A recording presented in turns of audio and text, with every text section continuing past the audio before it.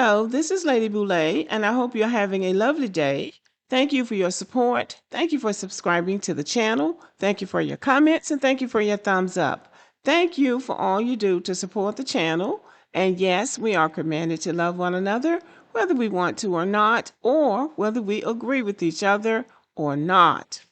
It has occurred to me recently that there is a strange and unique relationship between Black and white Americans that the world doesn't understand. And people try to speak on it, but they don't know what they're talking about.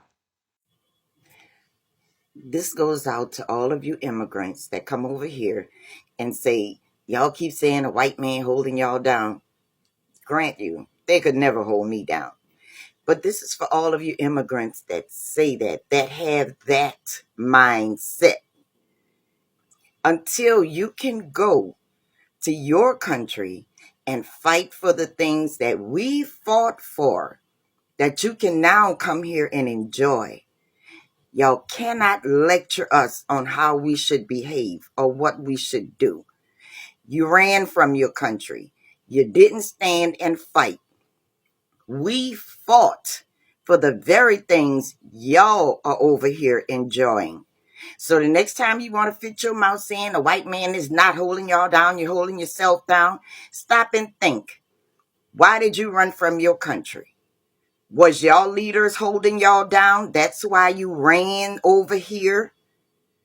When you get to the point where you can stand up to your government and fight the way we fought, then you can come here and lecture us.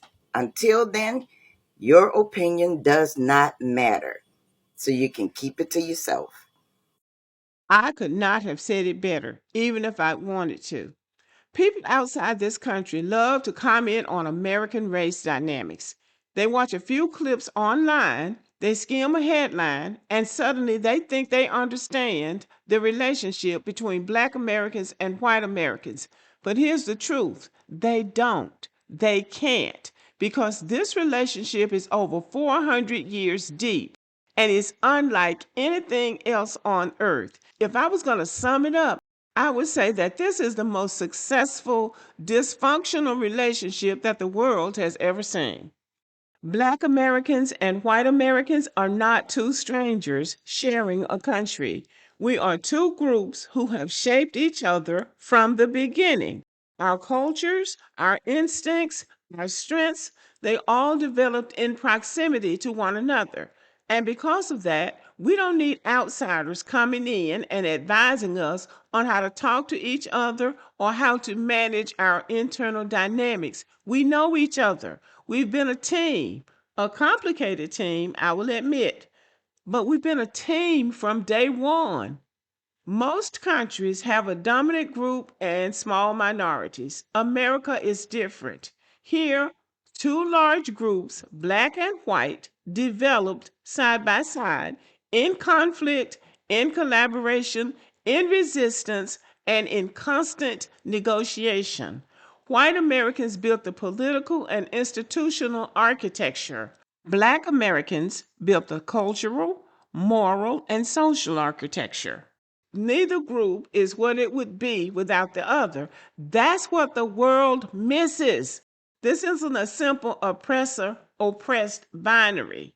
It's a 400-year relationship that produced a new national identity, one that Black Americans are proud of despite what white Americans think, and one that white Americans are proud of despite what Black Americans think. And what everybody else needs to do is to stay out of it.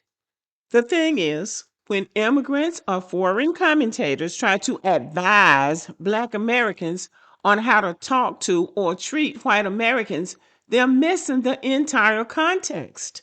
They don't understand the shared history, the shared trauma, the shared humor, the shared boundaries, the shared instincts, or the shared cultural language. They don't understand that Black Americans have been negotiating with white American power for centuries, long before their countries even existed in their modern form. So when someone parachutes in and says, you should talk to white people like this, or you should handle racism like this, or you shouldn't be blaming the white man, it's not even helpful because you don't know what you're talking about. You're uninformed. We know what they're trying to do. They're trying to ingratiate themselves to white people by dumping on us. But white people know what they're doing. White people understand what's going on between them and us. They don't need an outsider to come and mediate or translate anything to do with us. So white people see you, boo. And it's not that their advice should go to waste, but the advice that they have should stay where the knowledge is. If someone wants to give advice, the most useful place to apply it is in the country that they came from. Every nation has its own internal dynamics. Every community has its own history. Every society has its own unfinished business. So the energy people spend trying to correct Black Americans or coach white Americans would be far more effective if they applied it to the issues in their own homelands, the places where they actually have cultural fluency. And that's not even being hostile, it's setting the boundary. And I wish we could make this point once and for all. Black Americans don't need intermediaries to explain white Americans to us. We don't need cultural interpreters. We don't need outside coaching. We've been in this relationship from the beginning. We know the tone, we know the subtext, we know the history, we know the stakes. And as hard as it might be for some people to believe, white people know us too. They know our rhythms, our influence, our pressure, our creativity, and our moral clarity. Whether they admit it or not, they've been shaped by us as much as we've been shaped by them. This is an internal American dialectic. It's not for export, it's not for outside management, it's not for foreign commentary to fix. This is where the confusion comes in, I believe. White people talk trash about us, and we talk trash about them. People assume that because that is the dynamic between the two groups, that we don't understand each other. We absolutely do. The reason that the people on the outside looking in don't get it is because they don't have a 400-year productive relationship with anybody. So they don't understand it. So, bottom line, America's racial dynamics are complicated, but they're ours. We handle them in our own way. We have a relationship. It might be raggedy, but it's a relationship forged in the same fire, shaped by the same land, and bound by the same history. So when outsiders try to step in with advice, it doesn't land. Not because we're defensive, but because you don't know the story. We're good over here. We're good over here. We know each other. We've been navigating this relationship for centuries. And the world would understand America a lot better if it understood that simple fact. Now, y'all know why I'm doing this video.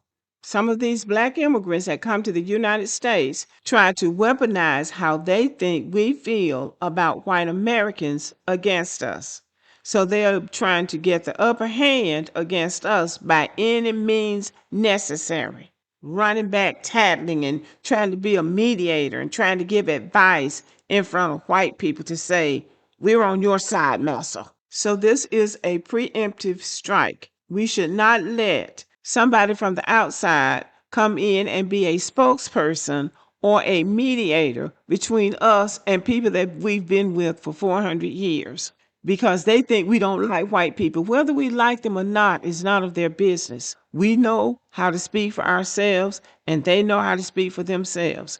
And any conflict or any kind of issues, between Black Americans and white Americans is between Black Americans and white Americans, not Black Americans, white Americans, and immigrants. We can handle our own business. These Black immigrants just need to handle their business. Okay, y'all, thank you for listening. Let me know what you think about this video. Give me a thumbs up. Stay warm out there and have a wonderful evening.